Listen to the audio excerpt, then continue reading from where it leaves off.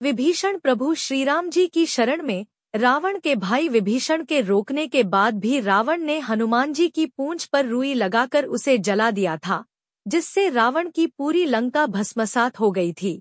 उस भयंकर आग से केवल रावण के भाई विभीषण का भवन ही बच गया था, क्योंकि विभीषण धर्मनिष्ठ और नीतिवान थे। भले ही वे राक्षस कुल में जन्मे थे, परंतु वे सदाचारी और धर्म के नियमों का पालन करते थे। रावण के साथ युद्ध करने प्रभु श्रीराम जी वानर सेना के साथ लंका पहुंचे। तब विभीषण ने रावण को धर्म के अनुसार आचरण कर माता सीता को मुक्त करने के लिए कहा, परंतु अधर्मी रावण ने विभीषण का कहना न मानकर उसका अपमान ही किया। रावण से अपमानित होकर विभीषण दुखी हुए। वह शीघ्रता से अपने 4 अतिपराक्रमी साथियों के साथ आकाशमार्ग से उस स्थान पर पहुंचे जहां लक्ष्मण सहित प्रभु श्रीराम जी थे।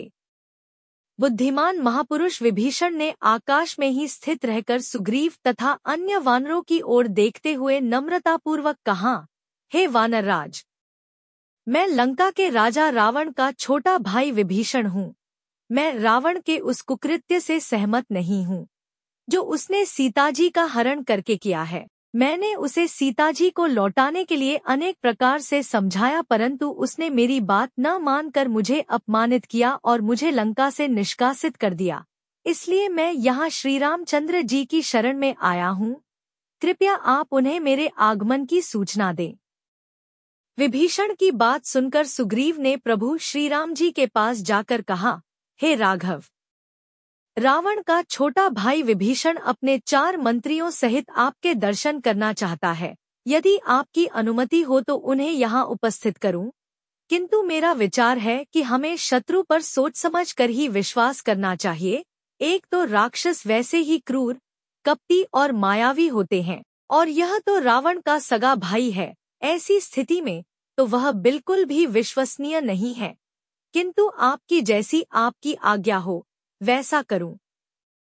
सुग्रीव के तर्क सुनकर प्रभु रामचंद्र जी बोले, हे वानरराज, आपकी बात सर्वथा युक्तिसंगत और हमारे हित में है, परंतु राजाओं के 2 शत्रु होते हैं। एक तो उनके कुल के व्यक्ति और दूसरे उनके राज्य के सीमा के निकट शासन करने वाले अर्थात पड़ोसी शासक। ये दोनों उस समय किसी राज्य पर आक्रमण करते हैं जब राजा किसी व्यसन अथवा विपत्ति में फंसा हुआ होता है। विभीषण अपने भाई को विपत्ति में पड़ा देखकर हमारे पास आया है। वह हमारे कुल का नहीं है। हमारे विनाश से उसे कोई लाभ नहीं होगा। यदि हमारे हाथों से रावण मारा जाएगा तो वह लंका का राजा बन सकता है। इसलिए यदि वह हमारी शरण में आता है तो हमें उसे स्वीकार कर लेना चाहिए। शरणागत की रक्षा न करने से बड़ा पाप लगता है।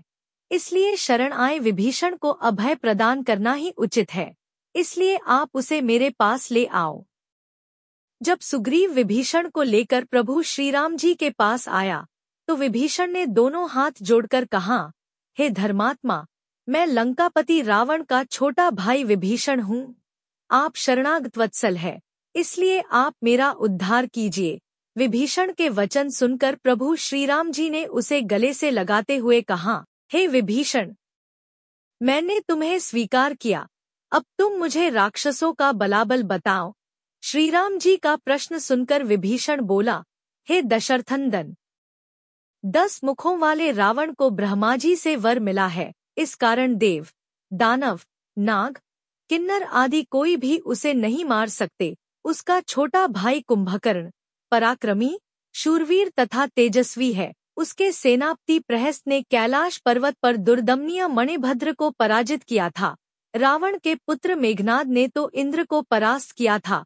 मेघनाद का भाई पराक्रमी राक्षस है, सभी युद्ध कौशल में निपुण है।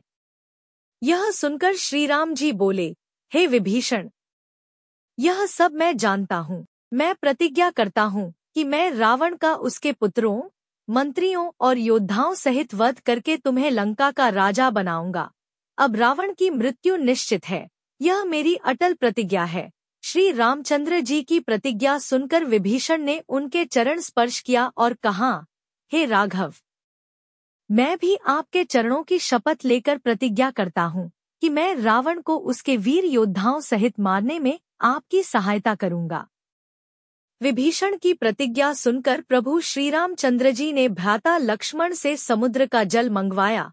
उस जल से विभीषण का अभिषेक किया और संपूर्ण सेना में घोषणा करा दी कि आज से महात्मा विभीषण लंका के राजा हुए।